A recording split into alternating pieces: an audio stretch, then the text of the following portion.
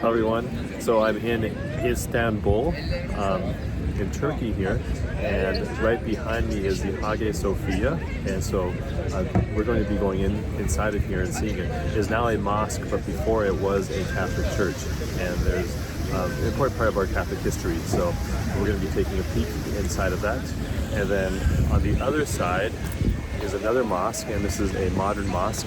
You can see kind of like there's like the blue tiles up there and so forth.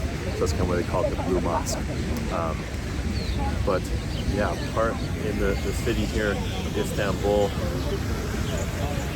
I'll turn the camera on here so you can see a little better too. All right, God bless. Bye guys. And here's a church. Again, it used to be a Catholic church and now is a mosque.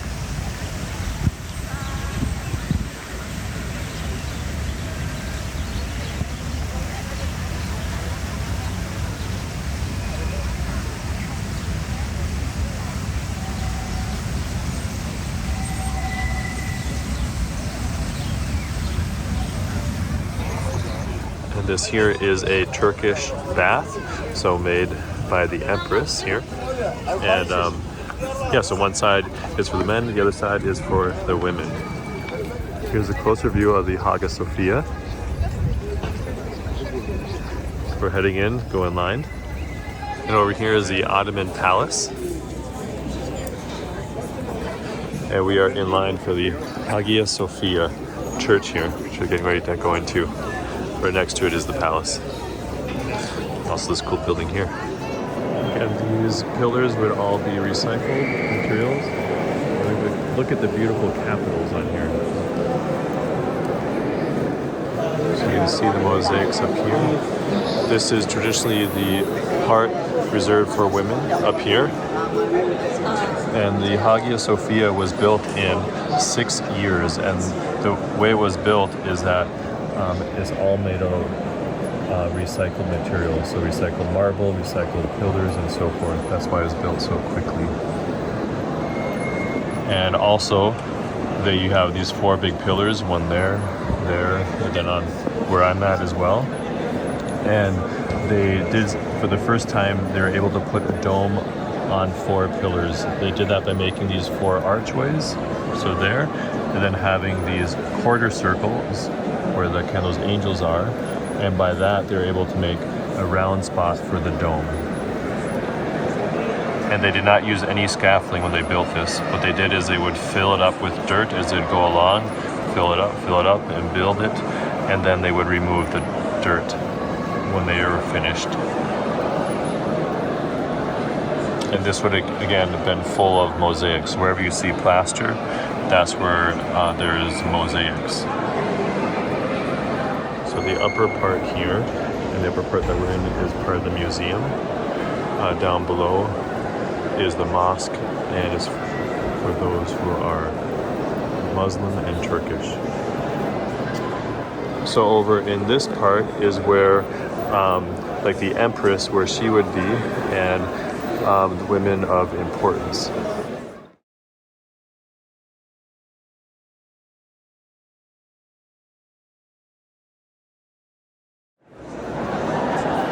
Another view,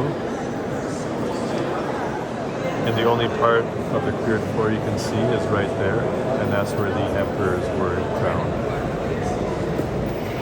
So behind that wall is a place where traditionally women were not able to go. That's where the bishops, the priests would meet, and that's actually where the 5th and 6th Ecumenical Councils took place. So we'll head on in there. There's beautiful icons in there as well. Here's a side view.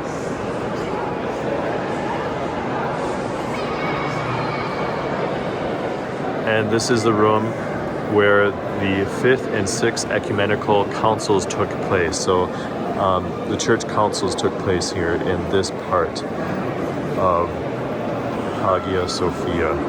Again, looking over the edge here so you know where we're at. So during the period of iconoclasm, which was about 120 years, there's a period where people said you could not have images of the saints, of angels, of Jesus, because they're not the actual person, you can't bow before them. And so this was covered with mosaics throughout the whole thing, like you see there, but it's now all covered up with plaster. And so the mosaics are behind the plaster still, but they did keep some of the mosaics exposed, and the ones that are just simply shapes that are not persons. And then afterwards the church, of course, showed that, like, no, we can have images of the saints because Jesus, God himself, took on human flesh, and so he became one of us. But anyways, the Muslims do not believe in having images, so it's still covered here. But yeah, just kind of let you know that there's these mosaics, again, which are like painted glass, are all underneath the plaster here, but is hidden currently in the church. But it is revealed in some places, like over there, over here, they did take it off, so we get closer and look at this. So this image here, they did remove the plaster, and you can see the beautiful mosaics here. And so of course you have Jesus in the middle, you have Mary to the left-hand side, St. John the Baptist to the right-hand side, and both Mary and St. John, their heads are bowed down in reverence to Jesus Christ in the center.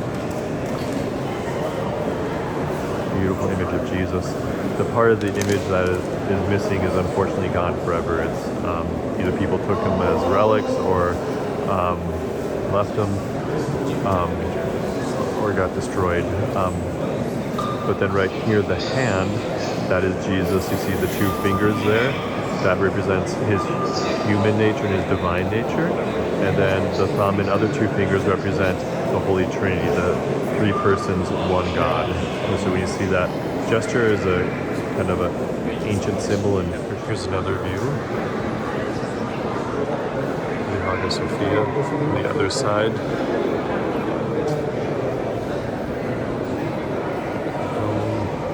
Arches here with the angels.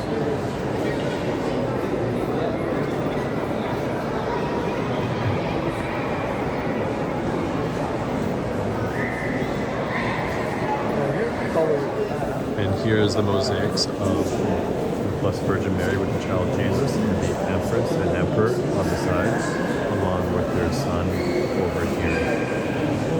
It was part of the original mosaics.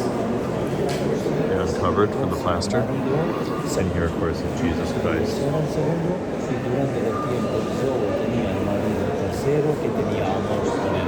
And you also see blessing of Christ.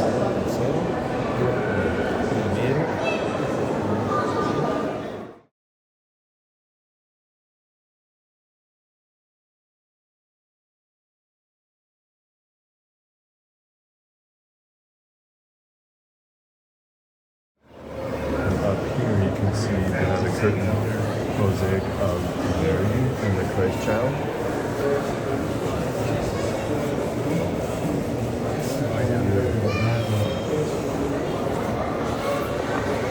You see it from the side angle here from the room.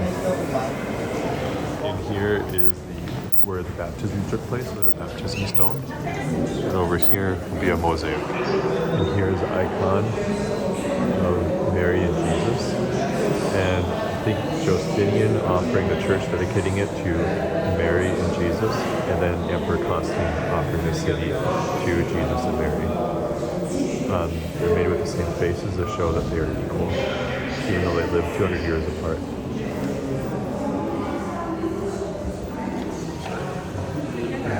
Beautiful ceiling too. So here, they don't use it anymore anyways, not on a regular basis, but this was used to wash their feet and hands and so forth when the Muslims will go in to pray, because they need to wash any body part that will be touching the floor of the mosque.